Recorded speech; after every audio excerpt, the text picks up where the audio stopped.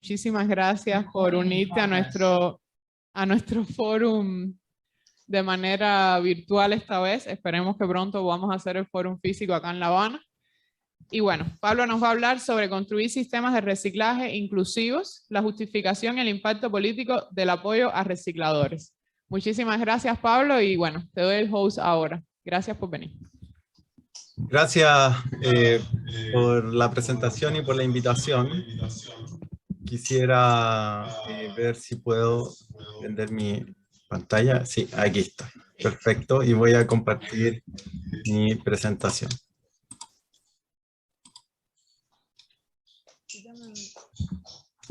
Bueno, primero que todo, darles las gracias por la invitación. Para mí es un honor estar con ustedes en esta mañana de allá o en mi tarde de acá. Voy a partir mi presentación esencialmente se llama Construyendo Sistemas de Reciclaje Inclusivo, y me gustaría añadir al panel una dimensión que no es tan necesariamente obvia, que es que el objetivo puede ser no solamente reciclar, sino también hay una manera de hacerlo diferente, que es con inclusión social. O sea, no todos los sistemas son igualmente inclusivos.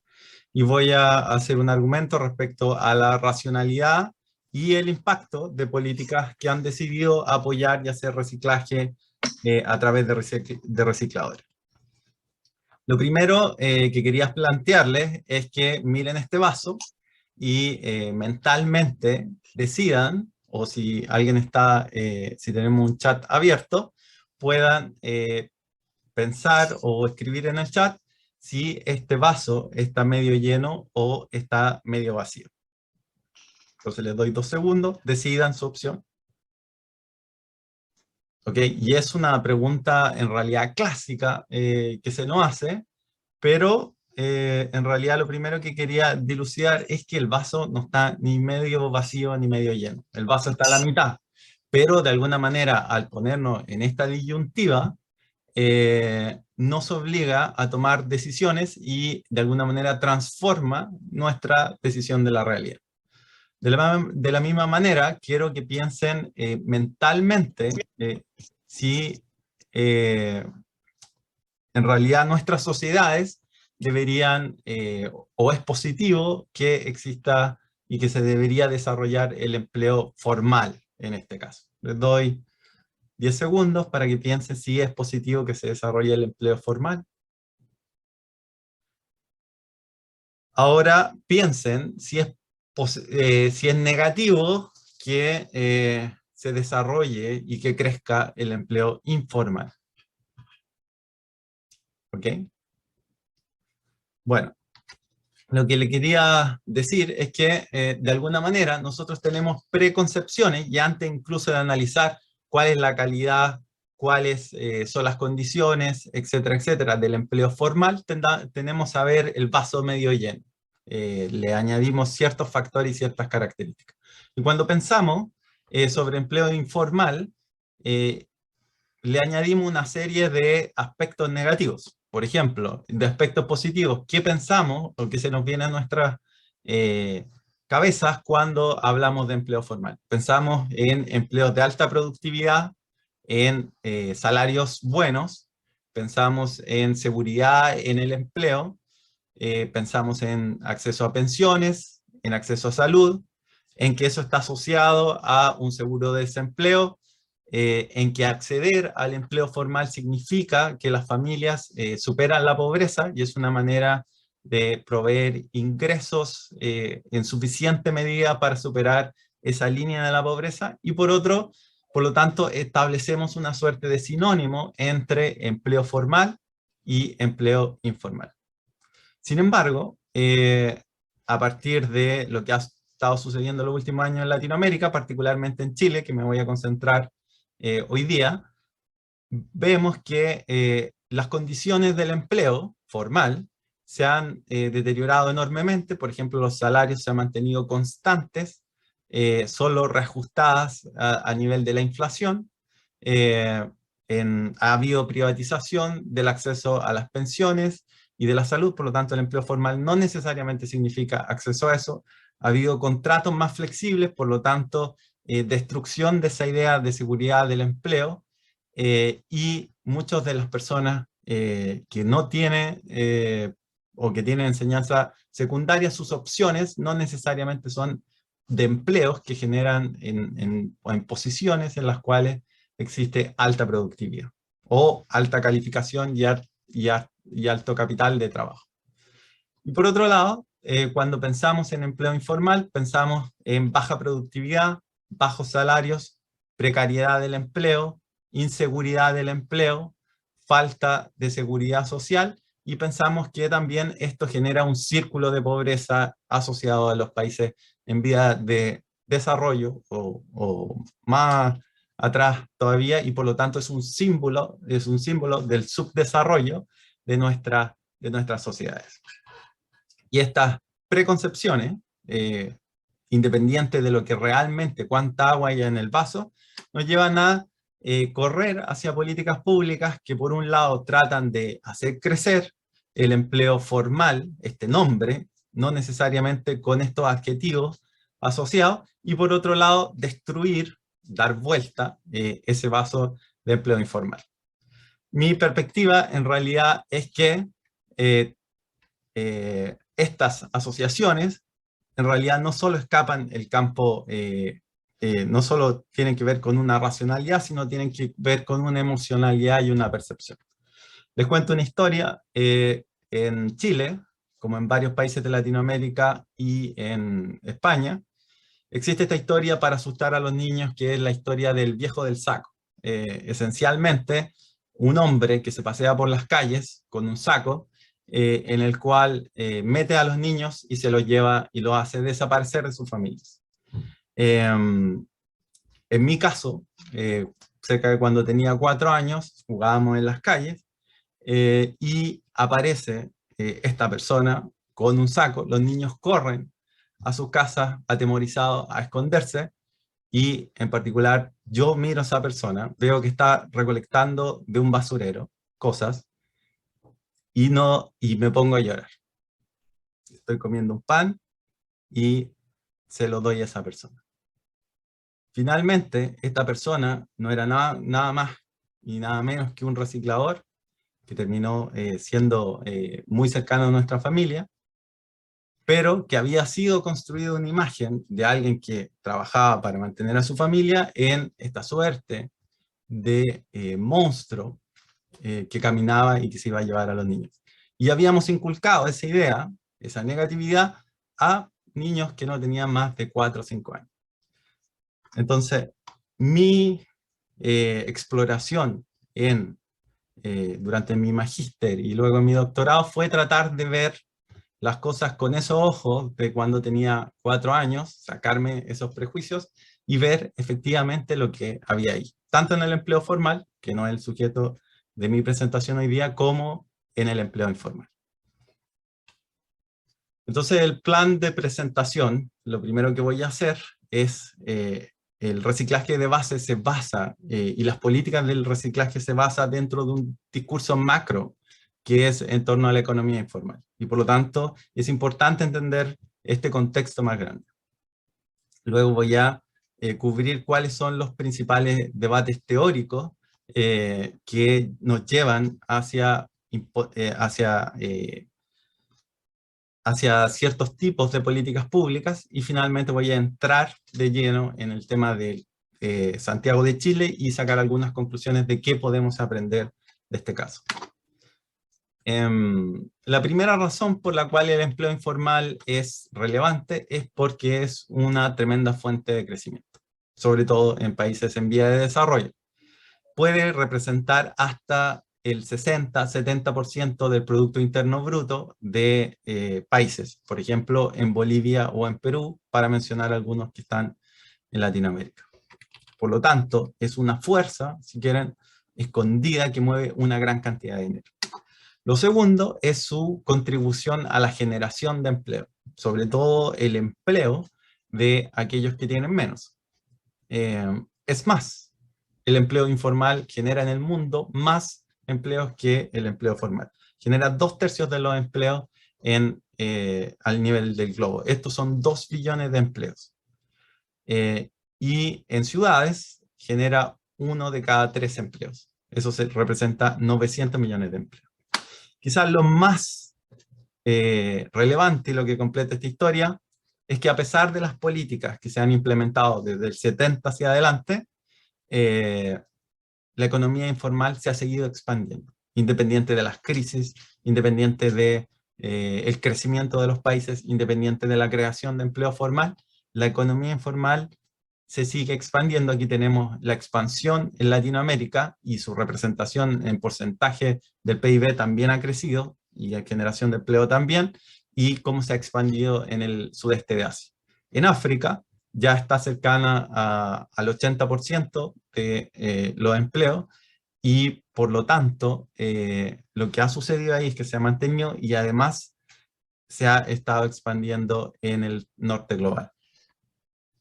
Por lo tanto, la economía informal llegó para quedarse y es un tema que a Latinoamérica completa debería estar en el centro de la discusión pública. Respecto al tema del manejo de residuos, ya centrándome en el tema de los recicladores, hay 3 billones de personas que no tienen acceso a dispositivos de disposición final de basura. Hay 10 billones de toneladas de residuos producidas cada año en el planeta. Los residuos generan cerca del 2.3% de los gases de efecto invernadero a nivel global, y crucialmente el 95% de los ingresos que vienen de residuos sólidos, de estos gases a efecto invernadero, son emitidos por vertederos. Por lo tanto, es clave reducir la cantidad de material que llega a los vertederos para poder reducir el efecto climático. En varios estudios se ha mostrado la relevancia, y por qué no decirlo, la preponderancia de los recicladores como un sistema de reciclaje masivo de residuos sólidos. Por ejemplo, un estudio muestra que en 6 ciudades, los recicladores recuperaban el 20% de los residuos producidos en cada ciudad. Para que tengan una comparación, esto es cercano a las tasas de reciclaje, que con un gran nivel de organización y gran capital logran reciclar países en Europa. En Santiago de Chile, sin una política detrás, se reciclaba el 14% de los residuos sólidos, donde el 70% corresponde a recicladores de base. En torno a las escuelas de pensamiento, estas tienen una aplicación a las distintas políticas que se aplican a diario con respecto a los recicladores de base, pero esencialmente vienen de una discusión más grande que, como les decía, es de la economía informal. Esencialmente hay más, pero estas son las que recomiendan distintas aproximaciones a la política pública. La primera es la dualista, una idea que emerge en los 70, en el cual se llama dualista porque la economía es concebida como dual. Hay una economía formal por un lado y una economía informal en la otra. La economía informal es asociada con baja productividad y en realidad es subempleo o empleo marginal. Por lo tanto, los recicladores serían concebidos como un subempleo. Esta economía es contracíclica en el sentido de que cuando hay una crisis económica hay mayor necesidad de sobrevivencia y por lo tanto crece el número de informales, crece el número de recicladores. Y en los periodos de expansión económica, ese número de informales se decrece, el número de recicladores decrece porque optan a mejores empleos formales. La política de los 70 esencialmente fue hacer crecer la economía para que la gente migrara naturalmente, pero se vio que no se podía, que en realidad no se estaba contrayendo, y han habido varias versiones que en realidad lo que tratan de hacer es reprimir o empujar a la fuerza a los informales hacia la economía formal. La más reciente es el marco conceptual del voluntarismo. Luego, existe esta idea estructuralista en la cual esencialmente los recicladores y la gente que trabaja en la economía informal está intrínsecamente conectado con la economía formal. ¿Ok? ¿Qué significa esto? Que bajo esta concepción es la economía formal lo que crea la economía informal. Al esencialmente hacer procesos de subcontratación para poder competir. ¿Ok? Entonces yo, por ejemplo, H&M subcontrata a distintas empresas que finalmente subcontrata talleres y personas informales. ¿Ok? Entonces en esta idea, el flujo de la economía con la expansión de la informalidad es cíclica, en el sentido de que cuando hay crecimiento económico hay una mayor demanda de producto y por lo tanto más subcontratación, más informalidad, más recicladores de base. Y como política pública, dicen como esto es un problema estructural del sistema capitalista, esencialmente lo que hay que hacer es cambiar el sistema, una nueva relación capital-trabajo. Pero como eso no es tan fácil de hacer, dicen hay una segunda cosa que debería suceder, que es que mientras esto no ocurre, los informales se deberían organizar. Estos recicladores se deberían organizar para luchar contra la explotación que produce la empresa y obtener mejores ganancias. Pero, en términos concretos, deberían desaparecer en el largo plazo. Después aparece esta idea de De Soto, que es, en realidad, el explotador real de este juego es el Estado.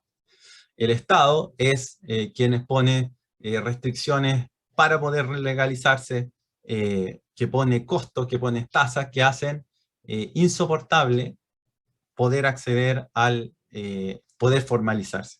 Y los informales, como manera legítima de reacción, hacen sus operaciones por fuera.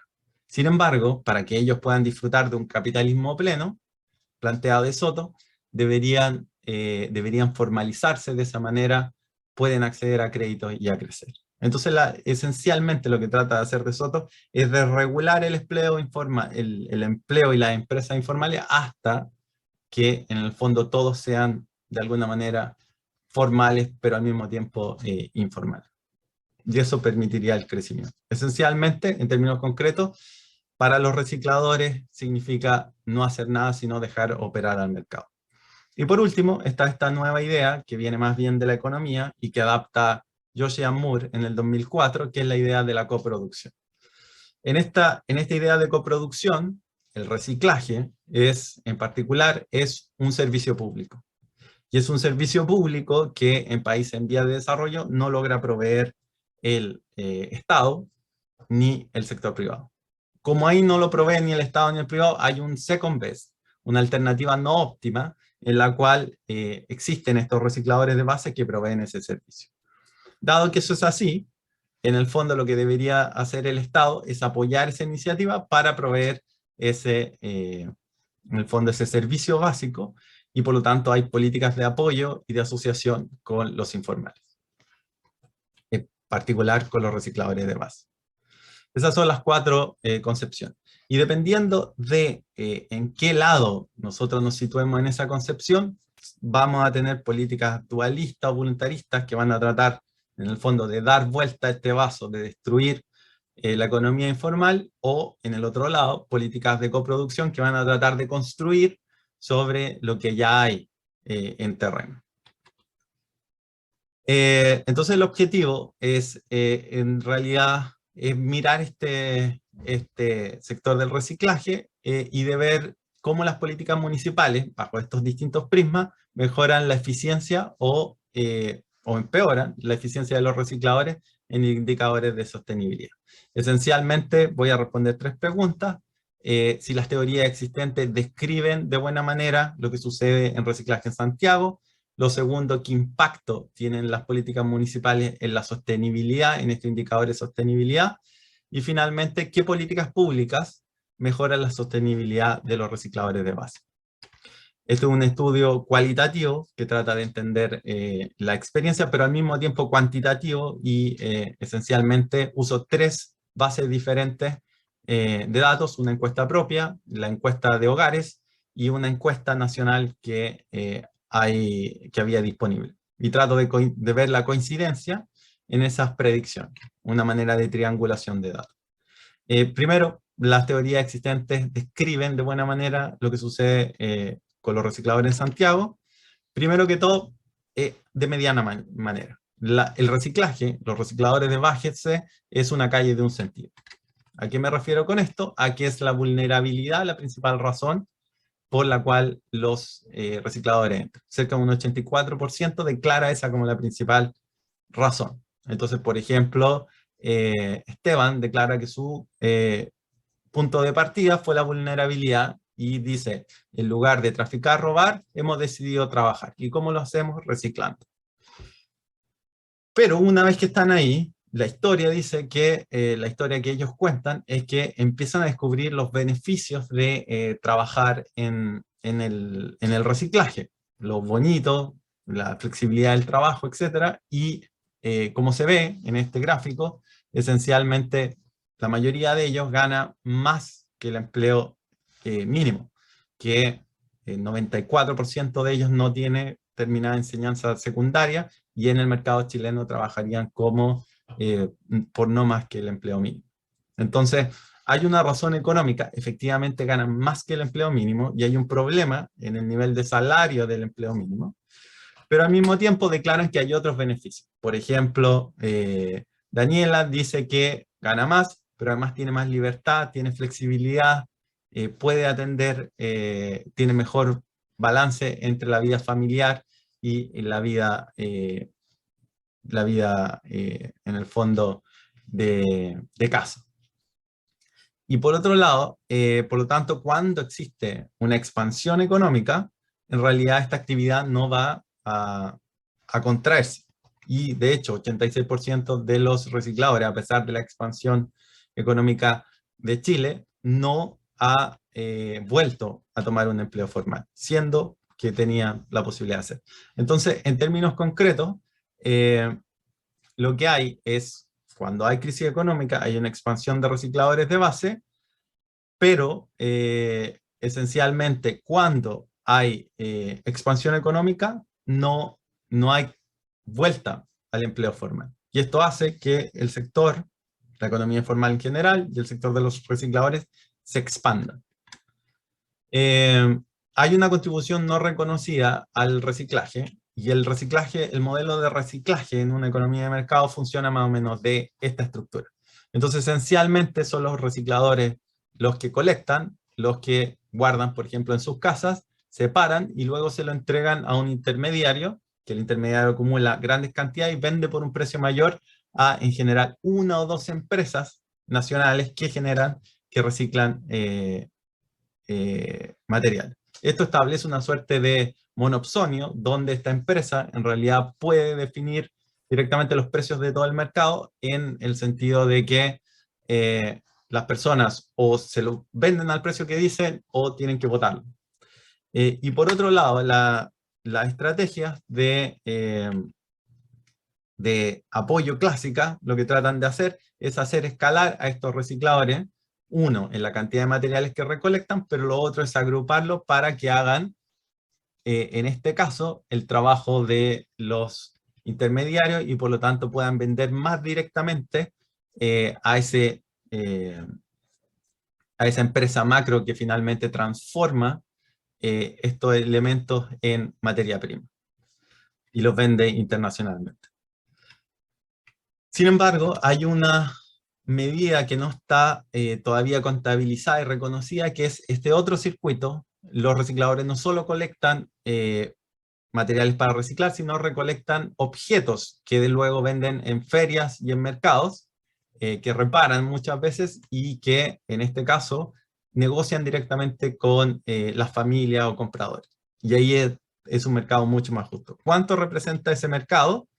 Representa un tercio de lo que reciclan. O sea, la mitad, podríamos decir la mitad de lo que reciclan, también la mitad de las toneladas la hacen en reutilización. Eso produce 40% de su ingreso, por lo tanto debería ser reconocida como una contribución vital de esa actividad.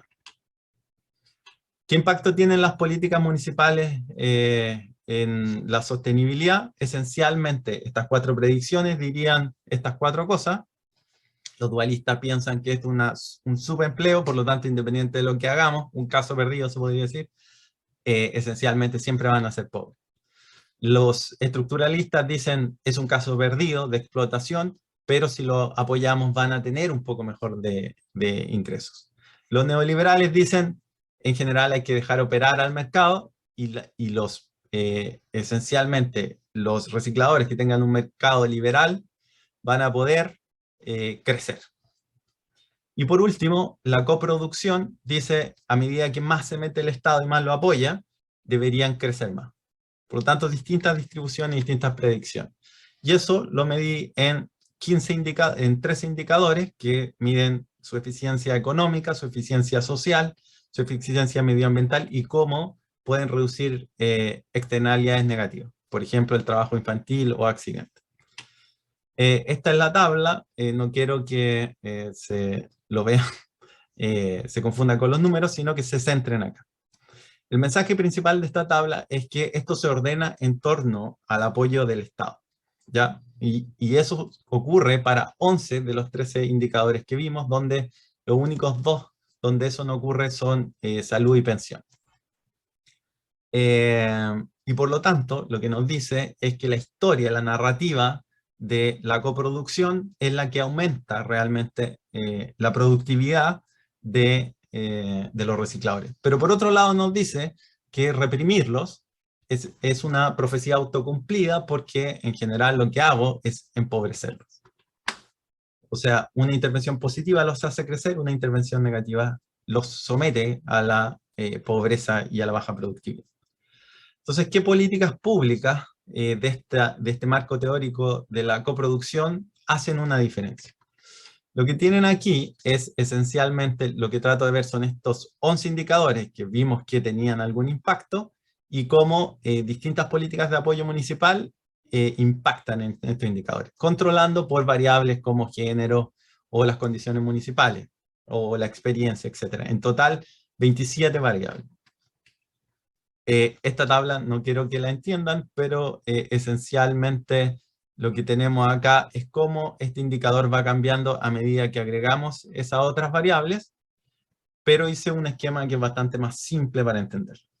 Esencialmente, en esto, lo que tenemos acá arriba son los indicadores, llegando hasta el 15, entonces imagínense una matriz gigante, y donde si es que una política solo genera impacto positivo, uno o varios, en estos indicadores, va a aparecer en la siguiente tabla de color verde. Si genera impacto positivo y negativo, va a aparecer en color amarillo, y si genera impacto solamente negativo, va a aparecer en color rojo. Y si no genera impacto, va a aparecer en blanco. Como vemos, las políticas de apoyo en general producen solo color verde, o sea, solo impactos positivos. Hay un par que no son efectivas, pero el mensaje general es que son tremendamente positivas, particularmente aquellas que tratan de organizar y estructurar este mercado, y aquellas que aumentan el capital de trabajo de los recicladores. Entonces voy a analizar muy rápidamente 2 políticas. Una es la institucionalización positiva de los recicladores, hacerlos parte del sistema de reciclaje municipal, y la otra, la entrega de este triciclo motorizado. Entonces, la institucionalización, esencialmente voy a dejar a Sofía que explique. Cada reciclador es asignado a un área en el cual puede recolectar y esta debe ser respetada, y los barrios se inscriben en un programa de reciclaje. ¿Ok? Entonces, cada reciclador se le asigna un barrio. Y eso hace que la relación sea estrecha con los vecinos, y ellos los conocen y por lo tanto separan los materiales de reciclaje, pero al mismo tiempo le acumulan cachureo. ¿De acuerdo? Y eso aumenta su ingreso en $390 mensuales a la época de la recolección. Eso es más que el salario mínimo, solo el impacto de esa política. Y permite a cada reciclador que está en ese esquema recolectar 3 toneladas más mensuales de lo que colectaría sin esa política. La mejora de vehículos, esencialmente lo que produce es que los recicladores puedan recolectar una mayor cantidad, pero además cubrir un área más grande y hacerlo más rápido. Entonces, por ejemplo, Claudia dice que ahora puede llevar mesas y refrigeradores, objetos grandes que antes no podía.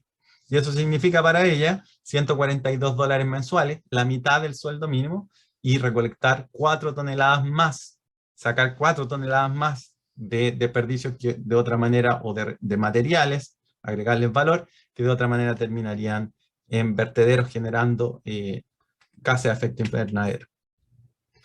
Y políticas como el trabajo infantil. Esencialmente, Ezequiel decía que él salía a recolectar con su hijo porque no tenía con quién dejarlo, y porque las políticas municipales solo reconocen a los formales, y por lo tanto esta actividad que es informal no les permite dejar en el sistema público de jardines infantiles a su hijo. Y que sin embargo una política como Peñalolén, una municipalidad que se abre a apoyar a los recicladores y abrirle la sala cuna, tiene un tremendo impacto en la reducción del trabajo infantil. Esencialmente los recicladores no llevan a sus hijos para trabajar, sino porque no tienen con quién dejarlos. Ahora, para terminar con las racionalidades de apoyo, la pregunta del millón es ¿por qué? Y tratar de contrastar esta visión que viene de la academia con lo que sucede en terreno. ¿Por qué estas municipalidades están haciendo esto? Lo primero, y lo que está al centro, es una política de inclusión social. Esencialmente, ellos tienen la convicción de que el reciclaje juega un rol social relevante al generar condiciones de retorno económico digno para una población que es tremendamente vulnerable.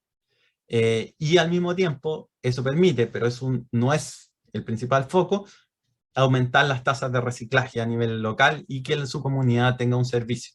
Pero, curiosamente o acertadamente, lo que está aquí es la inclusión social en el centro de esta política. El objetivo de esta política pública no es una política, sin embargo, no es una política de protección social, es una política de productividad. Por lo tanto, los municipios piensan que al aumentar, y como se ha visto ya en la evidencia, al aumentar la productividad de esta actividad, van a mejorar los salarios, van a mejorar las condiciones laborales y pueden generar ciertas políticas para minimizar las condiciones, las externalidades negativas, como por ejemplo abrir la sala común. Y esencialmente lo hacen, tienen esta política de largo plazo para superar lo que serían de otra manera trampas de pobreza. Es decir, un reciclador, por ejemplo, le costaría muchos años poder juntar el capital para comprar un triciclo motorizado. Y por lo tanto no puede, sabiendo que podría recolectar más, no puede acceder económicamente a eso. ¿Qué hace el municipio? Se pone ahí y por lo tanto aumenta su capacidad de recolección. ¿De acuerdo? Entonces instalan temas de capacitación, capitalización, financiamiento, estructuración de mercado, organización colectiva y políticas de reducción de externalidades negativas. El diseño, la manera de hacerlo no es tan teórica, es más bien en colaboración con estas comunidades a través del diseño de políticas incrementales, ensayo y error, desde abajo, en conversación con los recicladores y con un fuerte acento en una creciente formalización. En ese sentido, lo hacen transitar hacia el espectro de la formalidad, pero a través de zanahorias, y no a través de garrotes, como es la política recomendada por los voluntaristas y por los dualistas. ¿Ok? Es hacer atractiva esta transición y apoyar esta transición para crear empresas colectivas.